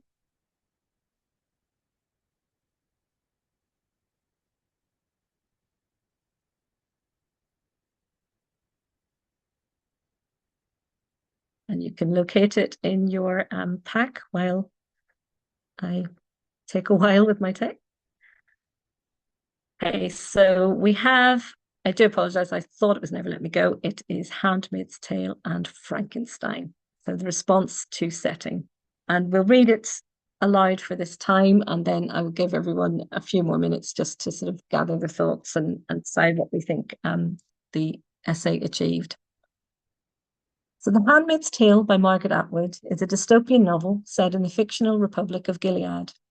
Focusing on expanding the population due to a fertility crisis, Gilead is a totalitarian regime in which women have no autonomy over their lives. It's a fictional novel which is contextually inspired by the Reagan era as well as the rise of religious conservatism in 1980s America.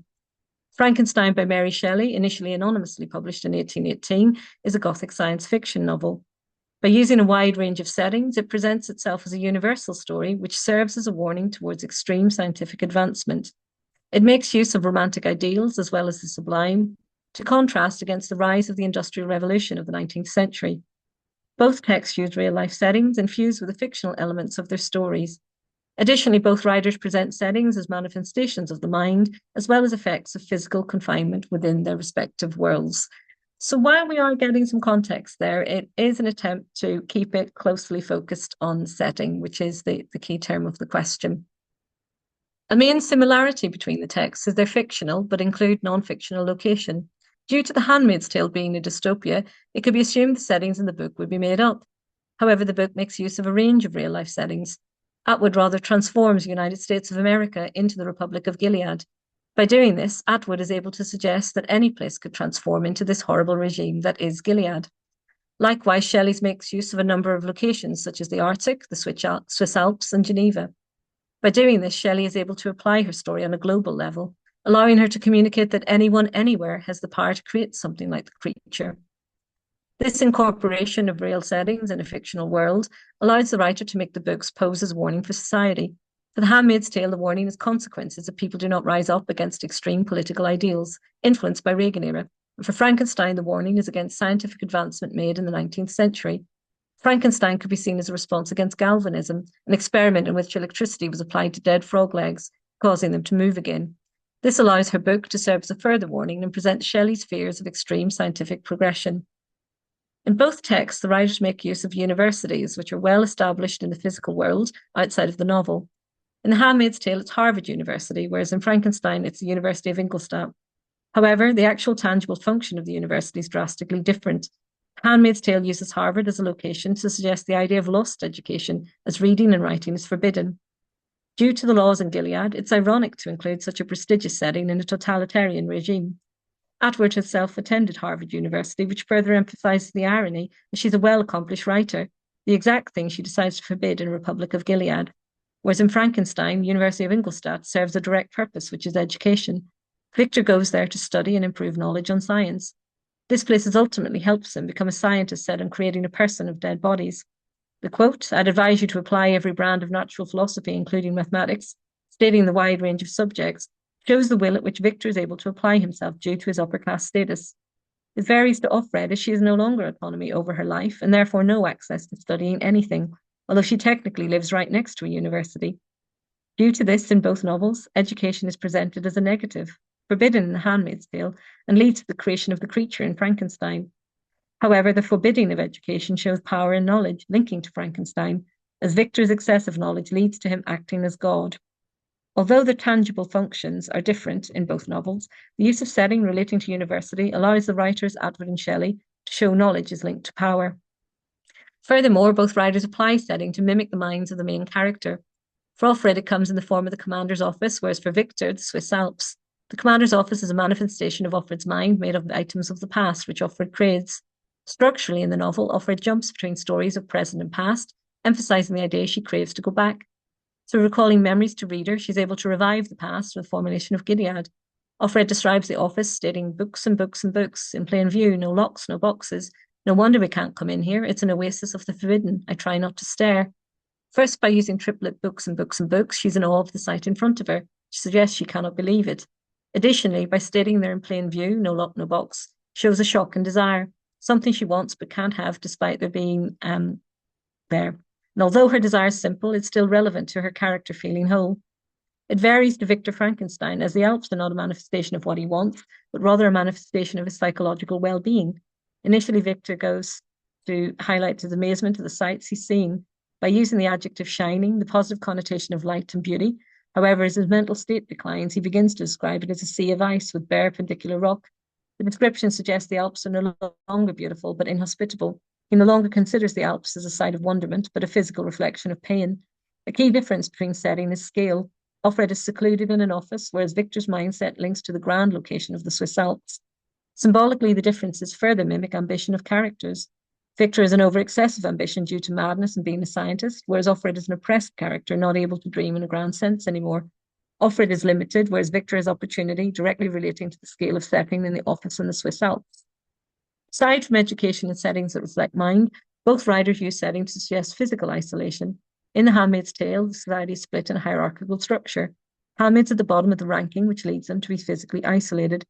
Offred states Marthas are not supposed to fraternize with us, presents a divided society. Furthermore, isolation in Gilead is shown in the red birthmobile and the blue birthmobile, emphasizing the different ranks of wives and handmaids, further enforcing isolation. Aside from this, Offred is forced to remain in her room unless she's told otherwise, including cases of shopping or if she's called upon. A physical separation from her and the family she serves leads to mental isolation as well. She begins to crave love and affection. Nobody dies from lack of sex, lack of love we die from.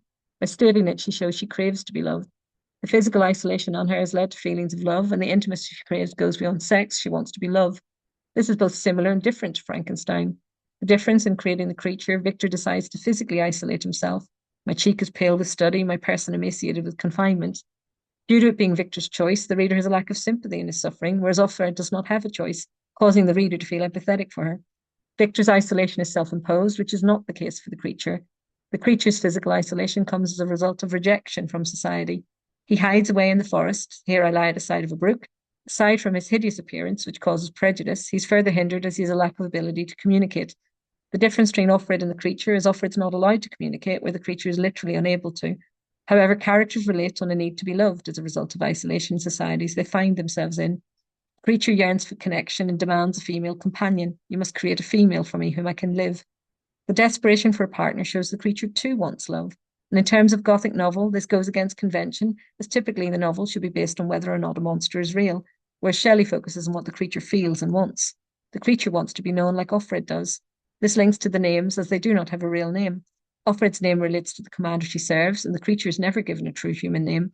It further isolates them in their setting of alienation from society. Overall, by using the setting in which Atwood and Shelley can isolate characters, they're able to show how physical isolation due to society can lead to mental isolation.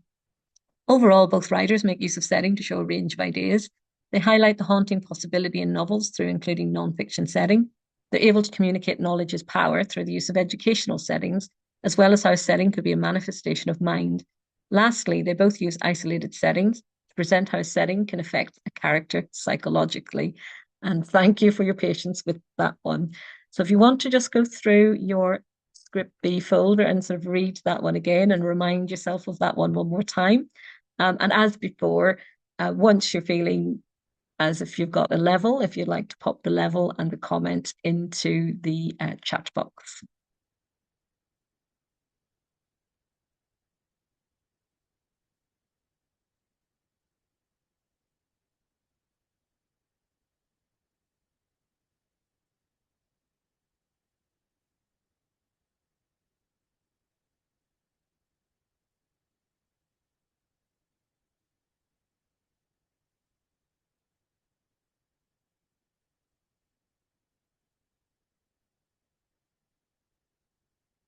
And I'll just give everyone a chance to respond before I do feedback.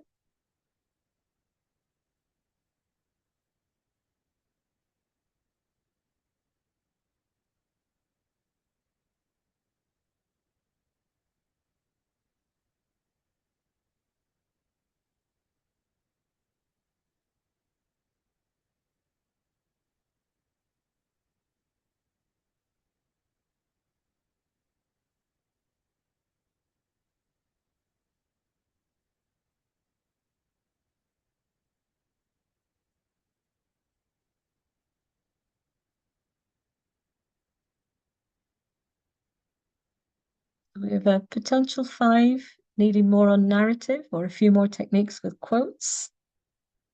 That does compare strong argument and analysis.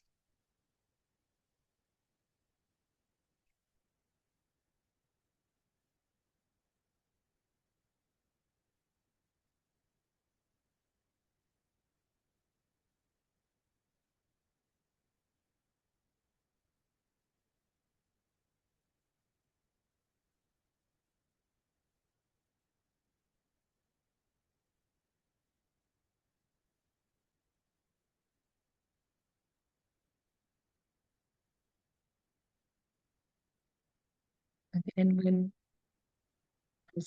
people are ready, if you just want to pop a level and a comment, and then as I say, we'll go through and look at it. We're thinking about those key aspects we mentioned. So we're looking at connections, we're looking at where response is or isn't aware of the text as a construct. We're looking at where we feel context as being included and relevance.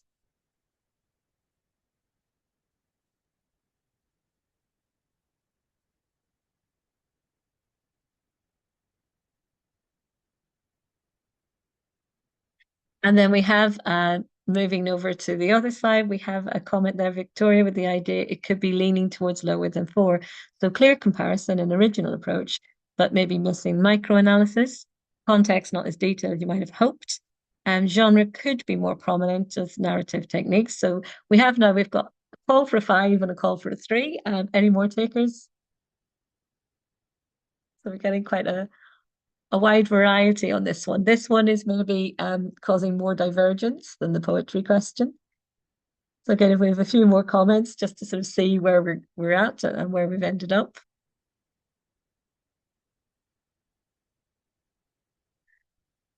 So we have a take for 4. So we've got a 5, a 3, and a 4. And here it is, context could be relevant, but could be explored even further.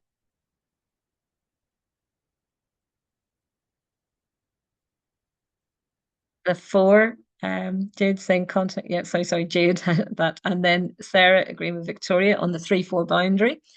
Okay, any more takers?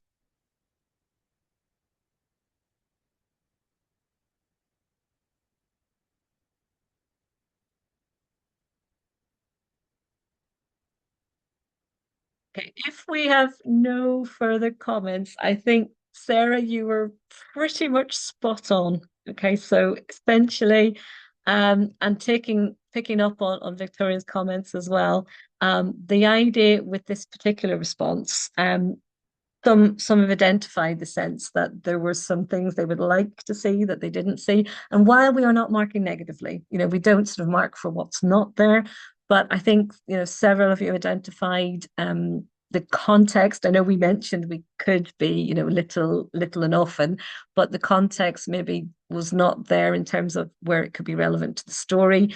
We didn't always get the sense of writer at work. It began with some work on writer at work, but it didn't sort of carry on through. It didn't sort of filter through or continue through.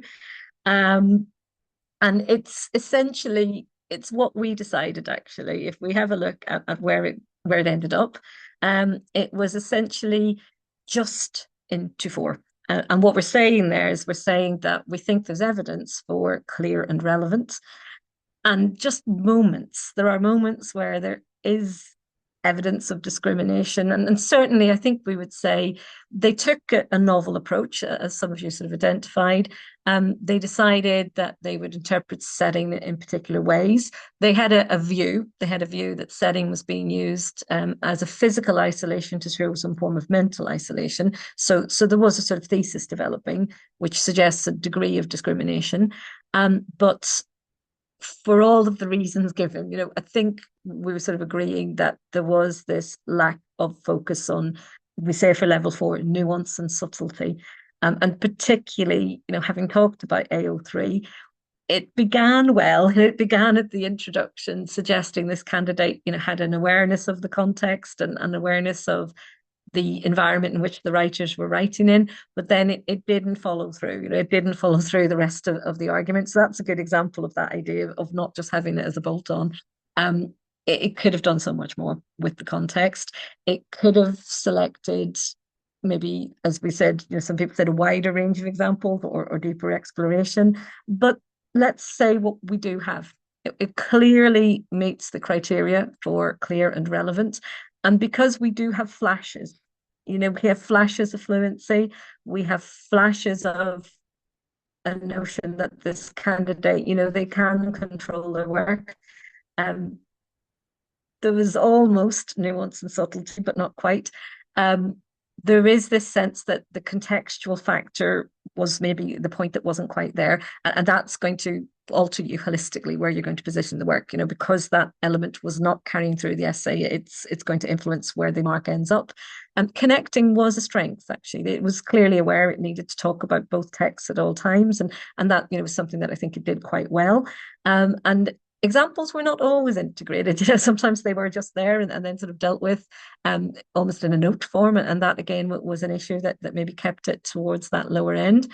But enough to recognize that there are level 4 elements, but it does just reach level 4 because that lack of context, that's an influence that's going to be much further down in sort of the level 3, and that's going to affect where it's placed.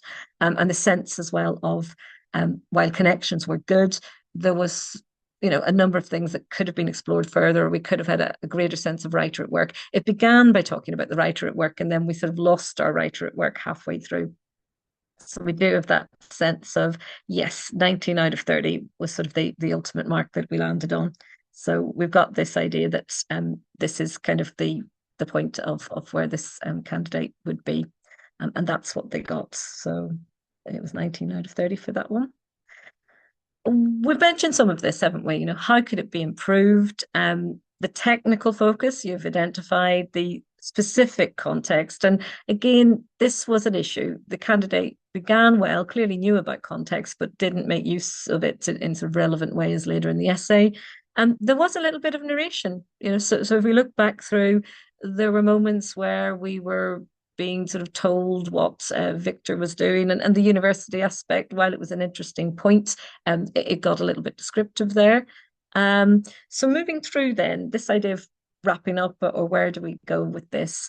We have the unseen, where we're aiming to increase candidates' confidence. We're thinking about, do we possibly lead with skills, or do we ask candidates to identify the theme and the tone and the tonal shift, and then work back through and look for those poetic methods? We're trying to impress on candidates the sense of those techniques specific to prose in section B. Those techniques to do with writers and writers at work and the bigger picture. The other exemplars, they have not put them onto the information that I have, but I will see. I think these will have been put on the website. So in terms of the information that I'm working with the 2 marks for section A, script A, and section B, script B. But certainly I will ask and see if that can be added. And if the scripts are added to the website, it should give the full marks. It's to do with anonymity of candidates, I'm afraid. So they literally just pull through the marks that we're using. But I will sort of see what can be done for that one, so that you have the other 2 marks for the other 2 sections. So we do have a few more aspects that we can look at. And thinking about the text exploring and what that might mean. We're thinking about avoiding that level one, that description, the sense of keeping it simple. Moving on past level two, there may be ideas, but they're not always connected, or they may just be purely commenting. Level three is actually beginning to become secure. They can identify and explain, but we did mention chronology or linear fashion, and not always securely linking to those wider contexts. Level four, it's this sense of discrimination. They know what they're looking for. They've chosen apt examples. They are gathering information with a clear sense of how it might be linked to the context or linked to responding to a particular question. And looking closer, but also then moving out from that close focus and being able to look at wider narrative methods and attempting certainly at a critical evaluation. At level five, think about it as scrutinizing. So they have a good overview of texts and how they work in their genre, and then they can also scrutinize the examples they've selected, and they engage with it. They find the material stimulating, and they have a secure methodology. So often a level five is indicated by a strong sense of the discursive argument. The candidate knows where they're going and they're taking you with them. It's sustained the whole way through. So the previous example we looked at, the student was showing those flashes of four, but not maintaining it. With a level five, nuance is sustained. It's sort of throughout the response. Coming through then with the delivery, we were asking earlier on about doing things in order, and that's not necessary. We can do linear in whichever order we please, and then modular as well is another option for some centres. We have sort of thought about things that have worked well with students, and we had some very nice advice and some nice tips from various groups. It is reminding us that there is some information there, particularly if we look at not just the assessment materials, but going into the teaching and learning files, and going into sometimes the sample materials, because things do get loaded in there from time to time, and looking for those support. You have sort of mentioned, and I will feedback about looking for additional model responses. We could say too, and we mentioned at the start, there is a degree of crossover with resources, with texts between this and the so-called UK home qualification. So it is often worthwhile checking both sides of the website. So clicking in on the IAL link, but also clicking in on the GCE link for the UK Best. And there will be materials there that can be useful. Last time I recommended the tragedy anthology for AO5 because there was sort of a section on Othello, and it gives a nice starting point for the students. With the unseen poetry, I think if you check again with the home qualification, there are some more recently loaded sort of unseen anthologies, if you like. So looking for sort of practice resources to use in the classroom. There are booklets and PDF downloads that could be useful for the unseen element, for example. But it's being free to sort of work through both. If you're seeing that you do have shared assessment, it may be a difference in terms of mark scheme or where it appears on which unit, but there will be resources that do apply to both. Past we've mentioned already, and past training as well. So it's worth looking at the training links, because some of these materials are recorded with additional resources, and the resources are inside the training links. So you can find additional resources once you go there. And Results Plus can be used for your centre, and it gives you that sort of granular approach to looking at work from your own students and looking at how it comes back. Access to scripts, likewise, it can really be helpful in terms of sort of working in your department with candidate responses from session to session.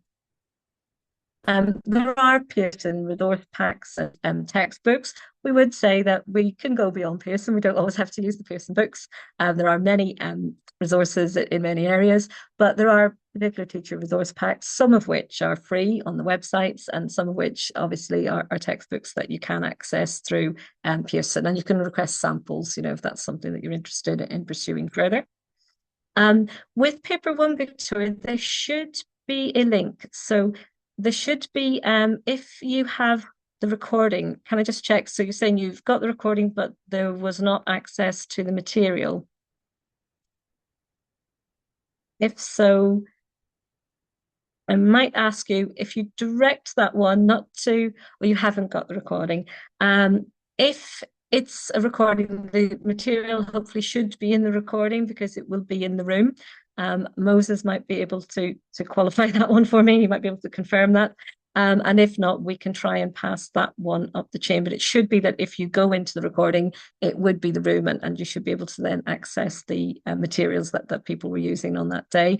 And if there's a problem with it, you could sort of directly mail to Pearson. And in fact, I'm going to sort of give it a support email now in a moment. You could email and say, I'd really like the materials for the paper one. And in fact, there we go. If you want to sort of make a direct contact, Claire Haviland is our English advisor, and she will happily equip you with anything that you can't find on the website, or anything that, as you say, it's not there if you're going into the recording and you can't access the documents.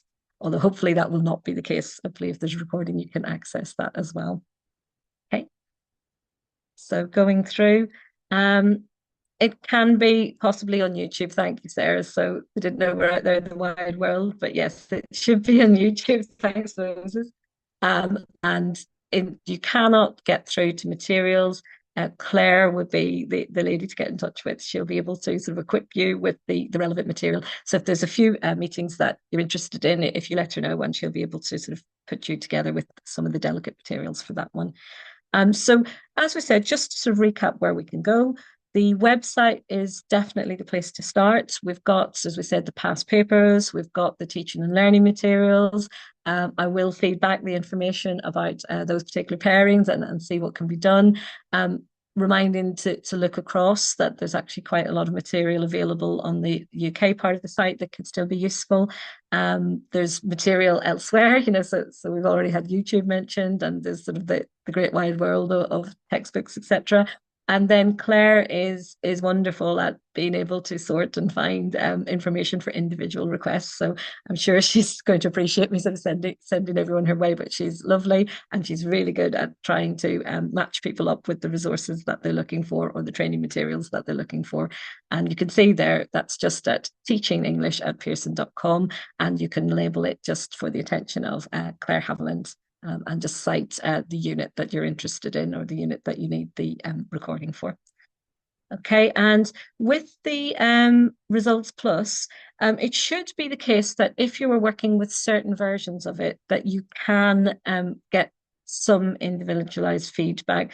I think with some Results Plus, what we are mainly looking at is it's a breakdown of your existing student performance. So what the main function can be is it will take and it will work through and it will give feedback commentary on previous sittings. However, there can be some enhanced features. So it could be that you would be able to use, in certain sessions, we have offered that function. Right now, I wouldn't know if that is exactly something that's offered at this point in time, but with Results Plus, it may be the fact that you might be able to get that enhanced individualized feedback. But the main part of Results Plus is working with and giving you an analysis and a breakdown of those existing sittings and those sort of existing pieces of work. But it can be that there may be that function where you can send some information. I'm not sort of 100% sure if it's sort of accessible at this point in time, but certainly the past papers, and it could be that you can get the feedback. And again, Claire may be the person to ask, purely because we've run it in some sessions, but not in every single session. So right now of this day, I couldn't say a definite yes, but it could be something that is being offered, particularly in the summer session, if we're moving to this sort of hybrid model of work. I would like to thank everyone for sort of their time and their focus today. I know it's really tough taking away from busy schedules at this time of year, so I do appreciate your attendance and all of the great sort of comments that were made, and people willing to share their information and share their tips and advice. It has been very nice working with you today. I look forward to seeing some of you at WET04 in 2 weeks' time.